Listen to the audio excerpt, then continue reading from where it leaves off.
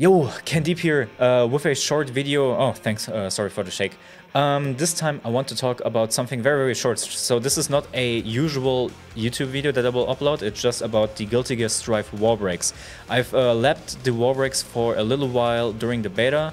So I haven't lapped it to an extent where I would say that my understanding of it is flawless or 100% through. But it's on a level where I felt while playing against Aldiun and against other players, I was never surprised when a Wallbreak happened. So I think that my way of understanding the Wallbreak situation right now is quite consistent and in line with what I'm experiencing in the game whenever I get to play it. With that being said, let's dive into how the Wallbreak system exactly works. And I mean about when do you actually Wallbreak. So first of all, the most important part right out of the way, I think, is the wall break or the wall splat is not dependent on damage or on hit. So what I mean by that is that you won't always wall splat after 11 hits, and you won't always wall splat after doing 150 damage. I do have two combos here that you can see right next to each other, and you can see here that one combo has more hits but less damage. And because of this, or maybe the other way around, I'm not too sure, but because of that you can basically exclude those two being factors for wall splat. Instead, and I'm not 100% sure about this, but I think there's an independent value for the wall splat damage, so there's, so to speak, a wall splat damage value per move or per hit. It could also very well be that it's tied to the attack level, but I think that's not the case because as you can also see in the combo that I've just shown, you are also able to wall splat right in the third hit or in the second hit of a move, even though a move has 3 hits or something like that. So I think it's very unlikely that it's tied to attack level. But I could be wrong. It could also be attack level, so just for you to make sure. Right after that, very, very minor, you cannot wall splat with OTGs. So when a combo, here I will also show a route here, if your combo at some point puts the opponent into an OTG state, for example with Eno Stive, even though it would traditionally wall break in a different scenario like a higher height, then that will mean that the opponent will not be wall broken. Very minor thing. Then also something that's very interesting, damage will accumulate throughout a combo and outside of a combo as well. So for example, I haven't recorded this. Keep in mind, everything that I've shown here is done during the beta, so I can't really show you stuff that I haven't explicitly recorded, which is kind of unfortunate. But when you, for example, do a jump K with Eno, you're able to, or that jump K, if that jump K connects, and then you do a jump D, and then you do the normal conversion afterwards, the whole conversion into wall splat will be dictated by if the jump K connected or not. If the jump K connected, then the wall splat will happen one hit earlier than if the jump K was blocked. This is actually very important, and I think this is something that a lot of people need to keep in mind when trying to wall break people. Then another part is that side swap might matter, and honestly this is probably my least convincing part of this whole thing.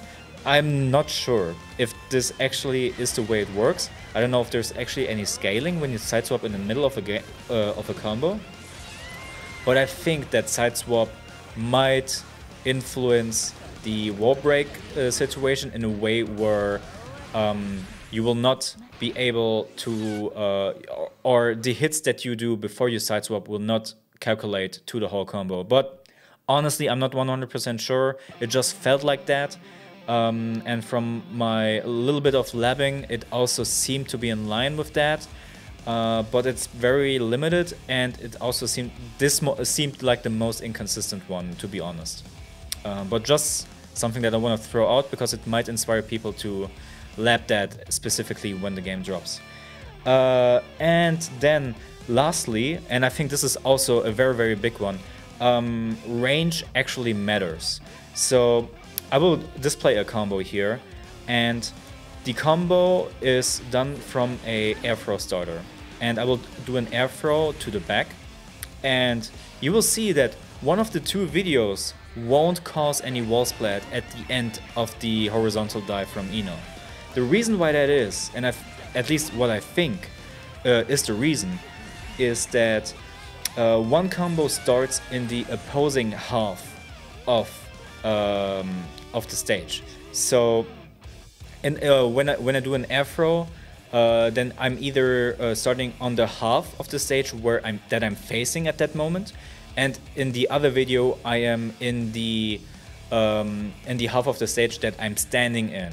So in the opposite side of what I'm facing. What that means to me, and honestly, I'm actually the most convinced about this one, but feel free to prove me wrong and to lap this out further as well.